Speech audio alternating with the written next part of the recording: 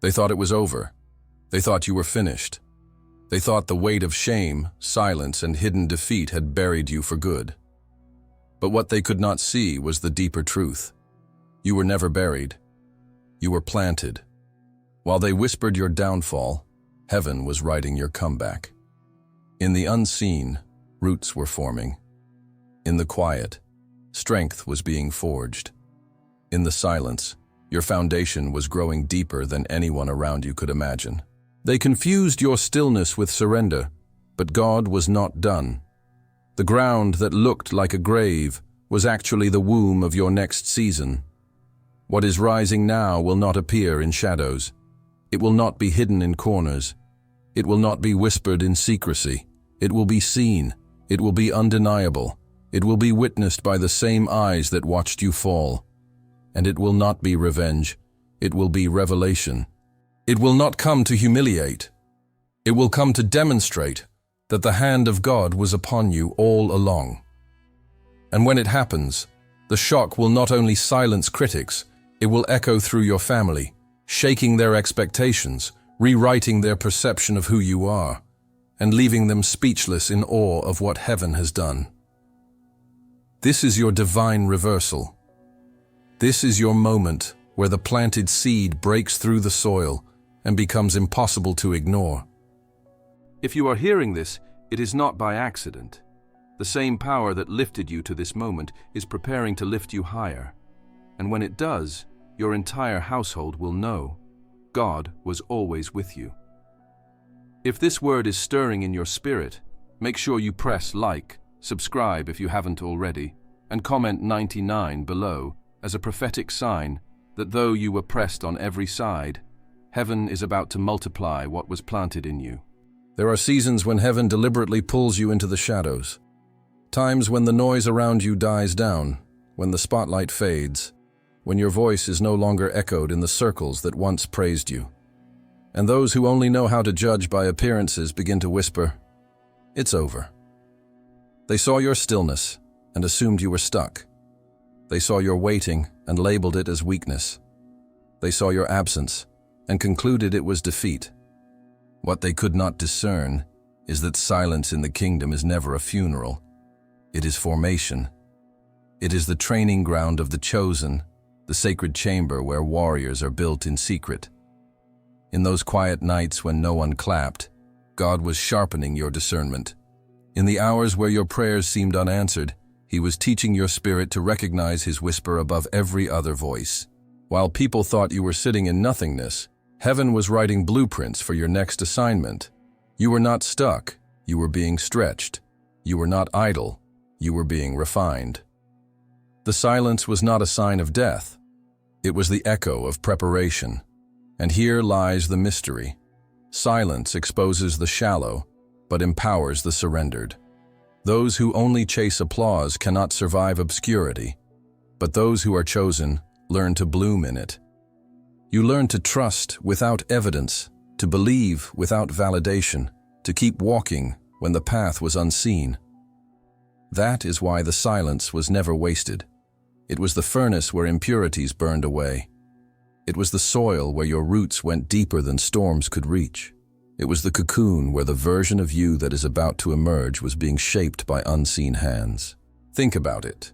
If the world had applauded you in that season, you might have settled for recognition instead of transformation. If doors had opened too quickly, you might have leaned on human platforms instead of divine purpose. If people had celebrated you early, they might have stolen glory that only God deserves. That is why silence was not punishment. It was protection.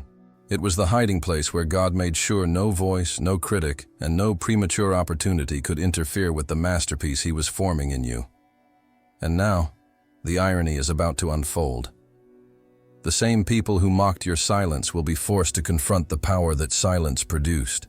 They thought quietness meant you were forgotten, but it was in the quiet that God was engraving His signature on your life. They thought absence meant you were erased, but it was in the absence that heaven was marking you with presence. They thought waiting meant you were weak, but it was in the waiting that strength unshakable was born. Understand this. Every misunderstood season was a rehearsal for what is about to be revealed. They cannot comprehend why your faith didn't break, why your spirit didn't collapse, why your light didn't fade. It's because silence did not kill you. It crowned you.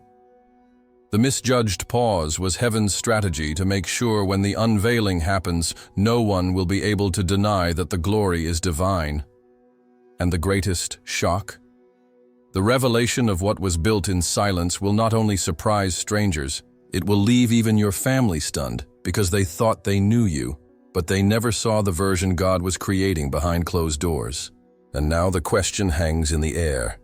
If silence produced this much power, what will the unveiling look like when heaven finally says, "Now"? That, chosen one, is the mystery about to unfold before their eyes. And you will not miss it. Every chosen one must walk through a battlefield that no one else sees.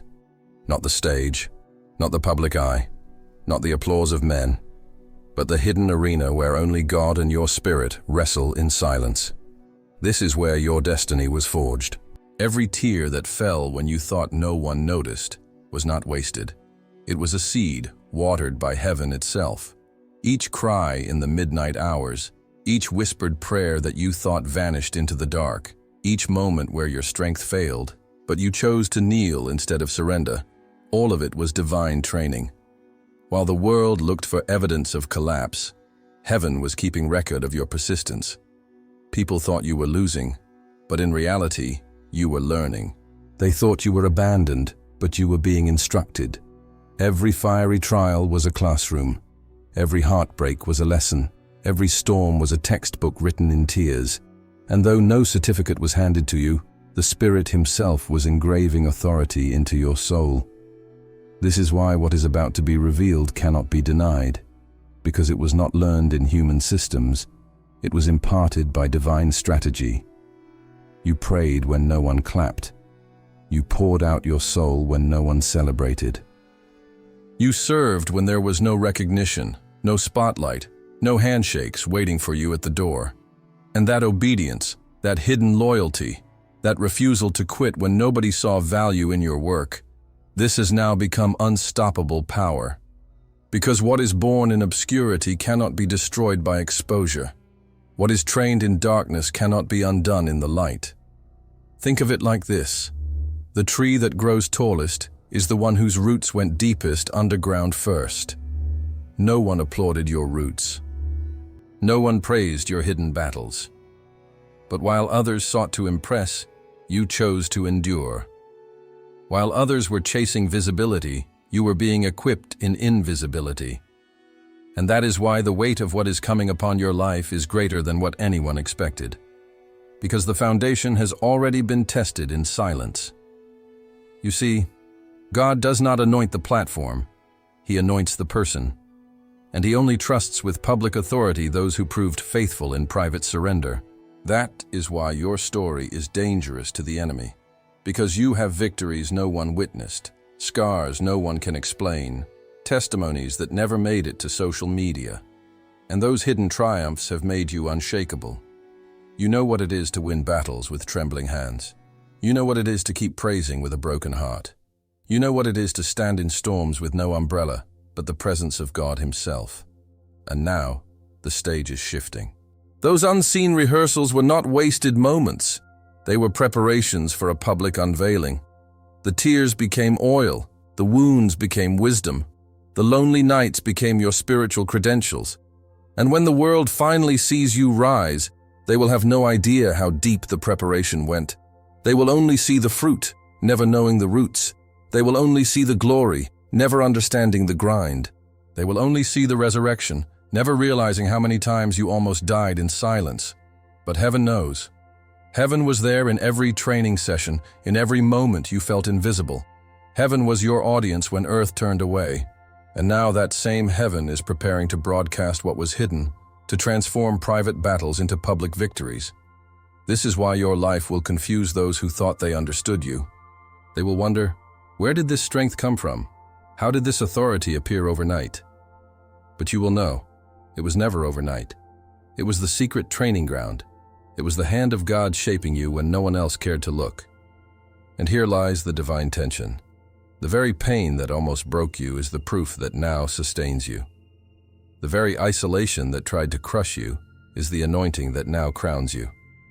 The very moments you thought were wasted are about to be displayed as evidence that nothing surrendered to God is ever lost.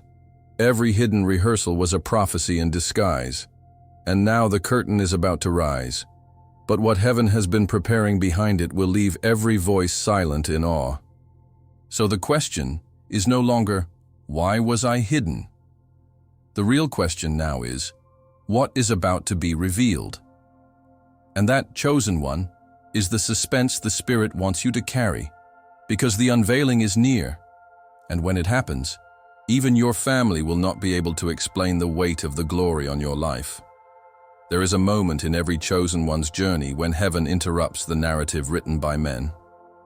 A moment when what was declared as your ending suddenly becomes the prelude to your elevation.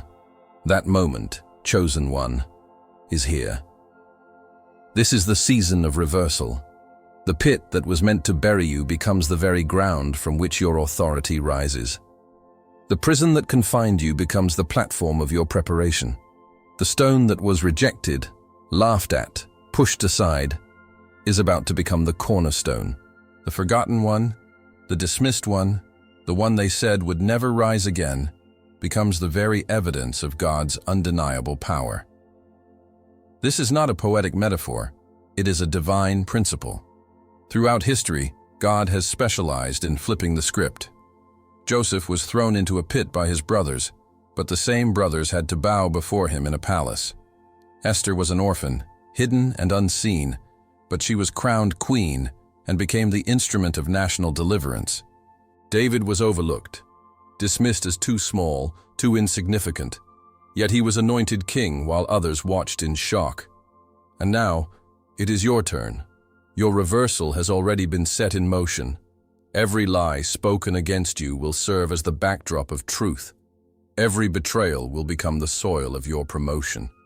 Every season of invisibility will suddenly make sense when the light reveals what was built in secret. They said, "It's over." But God whispers, "It's only the beginning."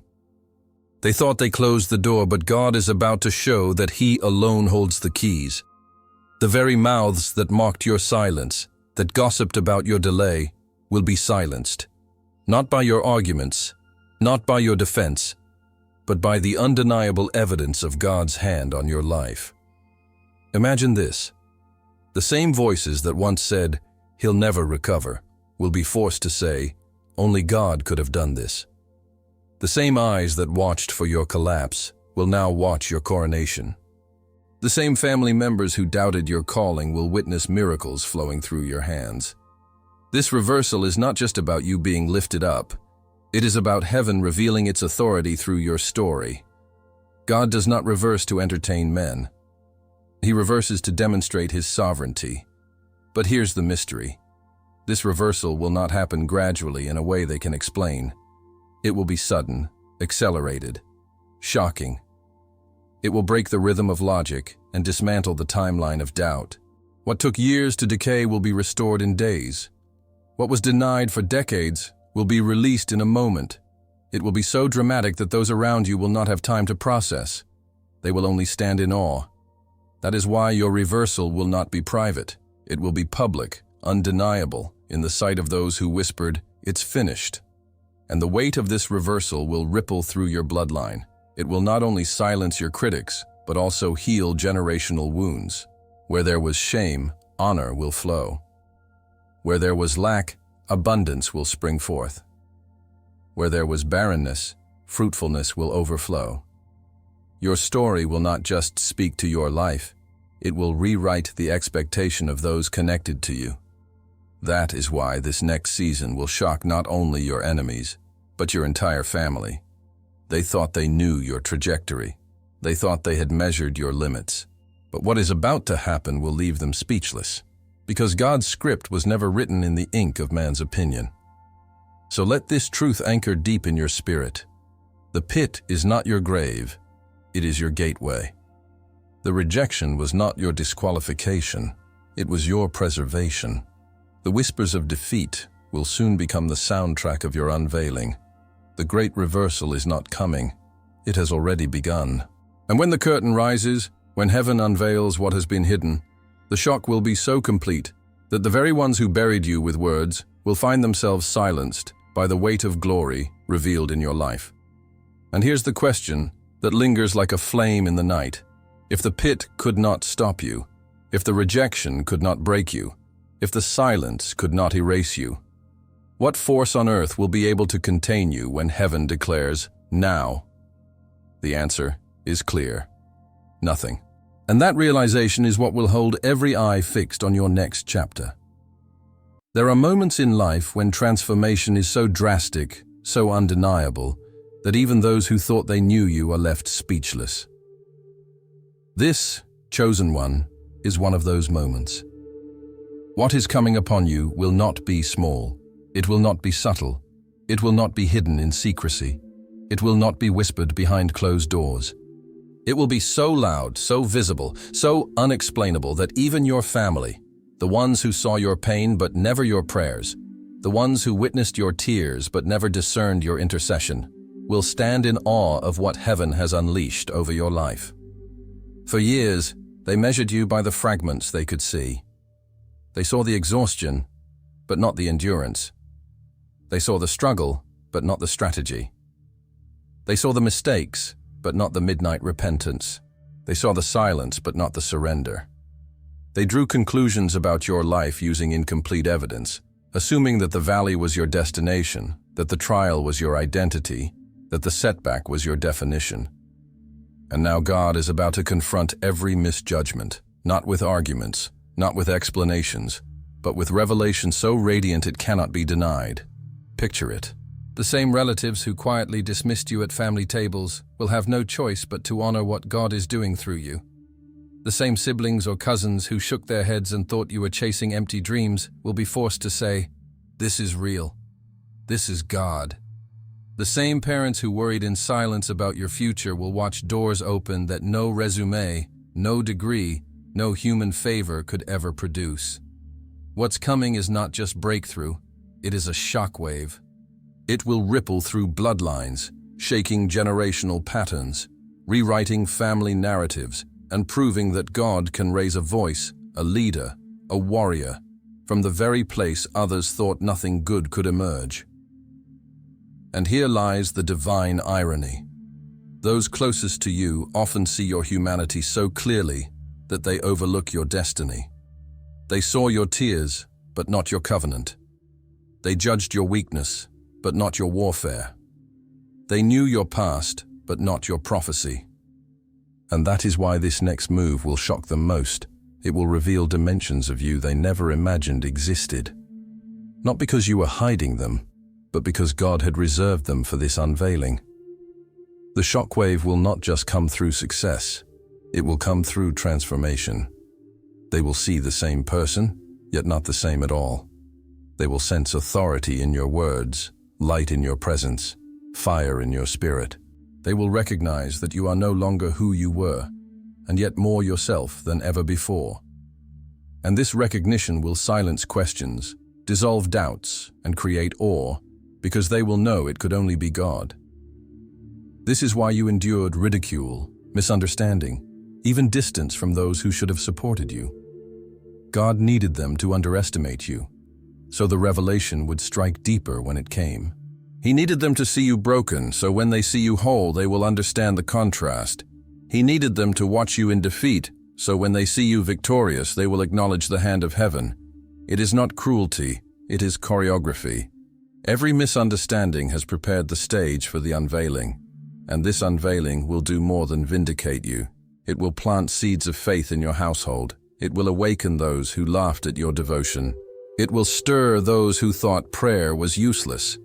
It will move those who believed your story was over to realize their own stories are still being written. Your transformation will become a mirror through which they see God's mercy and power reflected. But let this be clear. The shockwave is not about revenge. It is about revelation. It is not about proving them wrong. It is about proving God right. And when it hits, when the undeniable unfolds, when they see the evidence before their eyes, the family that once doubted will be left with only one confession: "This is the Lord's doing, and it is marvelous in our eyes." And so, chosen one, the suspense builds. If your friends, your critics, and your enemies will already be silenced by what is coming, how much more powerful will it be when even your own family, the ones who thought they knew the ending of your story, are stunned by the next chapter? That, right there, is the moment heaven has been preparing. And it is closer than you think. What is coming to your life is not merely a moment of vindication, it is the birth of a legacy. Vindication satisfies the present, but legacy transforms the future. God is not simply lifting you so you can say, "I made it." He is lifting you so that generations connected to you can walk in a freedom they never imagined. This is why the resurrection over your life will not stop at your name, your house, or your story. It will overflow. It will spill into your children, your children's children, and even those connected to your bloodline who never prayed a prayer yet will eat the fruit of your intercession. Generational curses that ran through your family for decades are about to be broken in one moment of divine interruption. Cycles that kept repeating, poverty, brokenness, silence, addiction, betrayal, will meet their end at the altar of your obedience. You have become the turning point, the hinge on which the door of your family's future swings. The battles you fought in private were never only about you. They were about securing an inheritance of victory for those who will come after you. And that is why your resurrection carries a weight that cannot be measured by applause or recognition. It is heaven's strategy to rewire the DNA of your entire bloodline. Think of it: the doors that were shut to your grandparents, the opportunities your parents never received, the blessings your siblings thought were impossible. God is about to swing them wide open through you. What felt like decades of delay will suddenly collapse under the speed of divine acceleration. The shock will not just be that you made it. It will be that the entire family will feel the impact of your breakthrough. They will see scholarships unlocked, marriages restored, finances elevated, ministries birthed, businesses ignited, and faith resurrected, not because of human effort, but because heaven chose one in the bloodline to carry the key. And that one is you. This is why the weight of your suffering was so heavy, because the glory that is about to be revealed is generational. The enemy was not only trying to silence you, he was trying to silence the future voices that would rise from your lineage.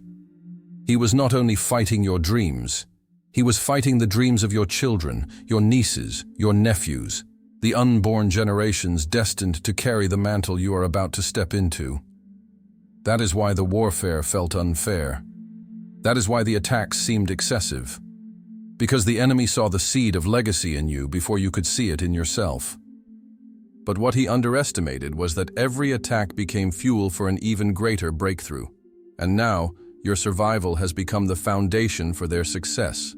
Your tears have become the rain for their harvest. Your battles have become the blueprint for their victories. You are becoming the evidence to your entire family that God does not simply restore, he multiplies.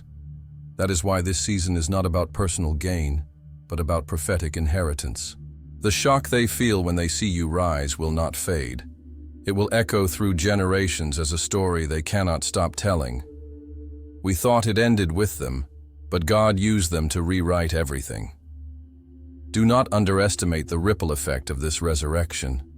Your rise will shift atmospheres, rewrite histories, and reset expectations.